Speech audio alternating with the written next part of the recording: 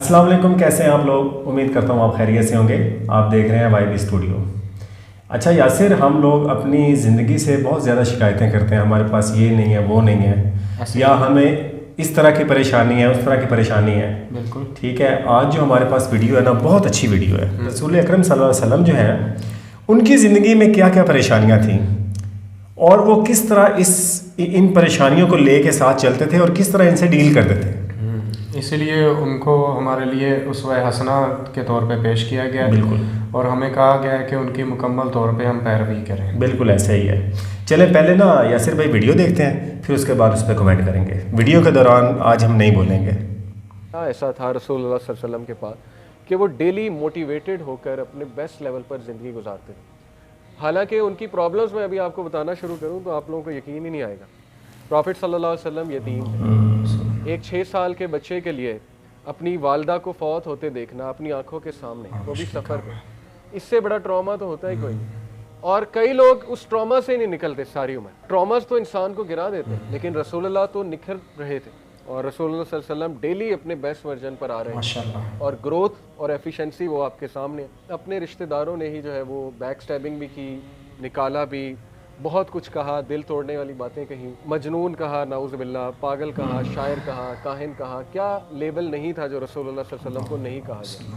How come کہ وہ اتنا بڑا ان کا کریج تھا، جگرا تھا کہ نہ صرف انہوں نے فورگیو کیا بلکہ ان کو گلے بھی لگایا اور دعوت بھی دے۔ اور یہ چھوٹی بات نہیں ہوتی ہے کہ آپ کا بوائے کیا جائے اور آپ ایک یہ پریشر بھی لیں کہ میرے فیملی والوں کا کیا بنے۔ انہوں نے یہ پریشر بھی ڈالا کہ ہم اس کی فیملی کا بوائے کرتے ہیں، تجارت روکتے ہیں تو شاید یہ رک جائے۔ اب وہ پریشر بھی لینا کتنی بڑی بات ہوتی ہے کہ اب تو لوگوں میرے ساتھ وہ میرے گھر والوں کو بھی ٹارچر کرنے پہ آ گئے، میرے صحابہ کو بھی ٹارچر کرنے پہ آ گئے۔ اس کے بعد آسانی آنی چاہیے تھی شیب ابی طالب کے بعد، جنرلی اسپیکنگ، لیکن اس کے بعد کیا ہوا؟ حضرت خدیجہ کی ڈیتھ ہوئی، لو آف ہز لائف۔ ظاہر ہے بہت بڑا سہارا ہوتا ہے نیک بیوی، تو وہ ان کی وفات ہو گئی۔ ہم جیسا بندہ تو اب تک پاگل ہو چکا ہوتا، سوسائڈل تھاٹس آ رہے ہوتے اور پتہ نہیں ہم نے کیا کر لیا ہوتا، کہیں سے چھلانگ مار دی ہوتی۔ اس کے بعد طالب کی وفات، اس کے بعد سب سے پینفل طائف کا واقعہ۔ حضرت عائشہ نے پوچھا جنگ احد کے بعد کہ کیا یہ سب سے پینفل دن ہے آپ کے لیے؟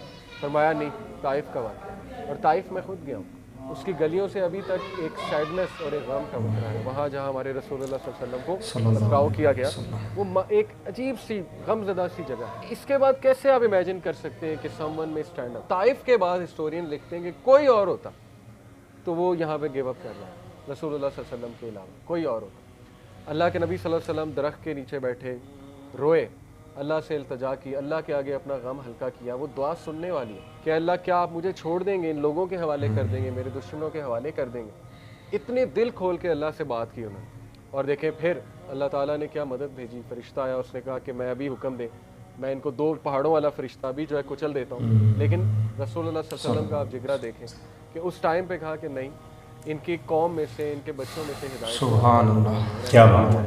بہت سے اسکالر طائف کے علاقے سے نکلے۔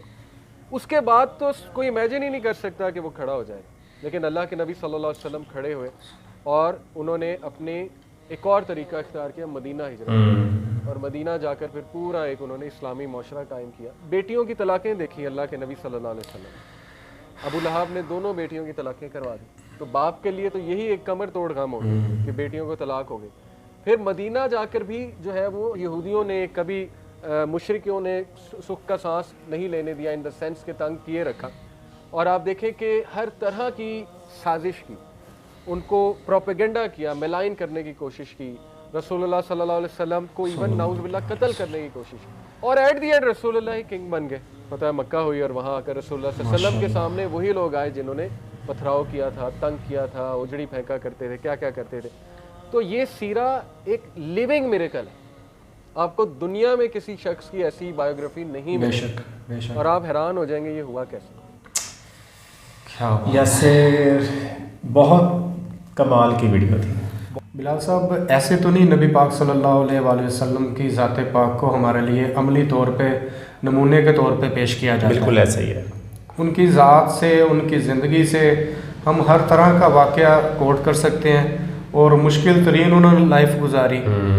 اب ہمارے لیے یہ سبق ہے ان کی لائف کہ ہم اپنی زندگیوں کو ان کی زندگی کے حساب سے ڈھالیں، اور کبھی بھی گیو اپ نہ کریں. بالکل ایسا ہی. اور یاسر ہم کتنے خوش نصیب ہیں. ہاں جی.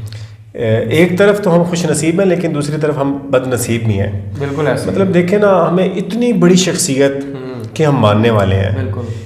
اور ہم پھر بد نصیب اس لیے ہیں کہ ہم بالکل بھی عمل نہیں کرتے ان کی باتوں پہ نا. اشفاق صاحب نے کہا ہے نا کہ ہماری یہ خوش قسمتی ہے کہ ہم اللہ کو مانتے ہیں, اور ہماری بدقسمتی یہ ہے کہ ہم اللہ کی ایک بھی نہیں مانتے. ایسے ہی ہے.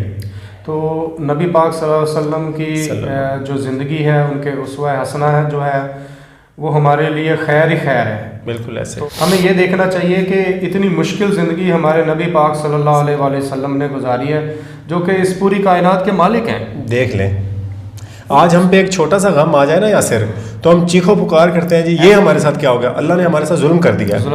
دیکھیں جس انسان کے لیے, جس شخصیت کے لیے یاسر یہ دنیا بنی ہے, کائنات بنی, اگر وہ نہ ہوتے تو شاید کیا یقیناً کائنات ہونی ہی نہیں تھی. لیکن دیکھیں ان کو اللہ تعالیٰ نے کتنی تکلیفیں دی ہیں اور کیسی آزمائشوں میں ڈالا ہے. اور بلال آپ کو پتہ ہے کہ اللہ تعالیٰ جب بھی کسی کو مشکل ڈالتا ہے نا, کسی عام بندے کے اوپر بھی, تو اس کی کریکٹر بلڈنگ ہوتی ہے. بالکل. اس کا کریکٹر اور اوپر کو جاتا ہے.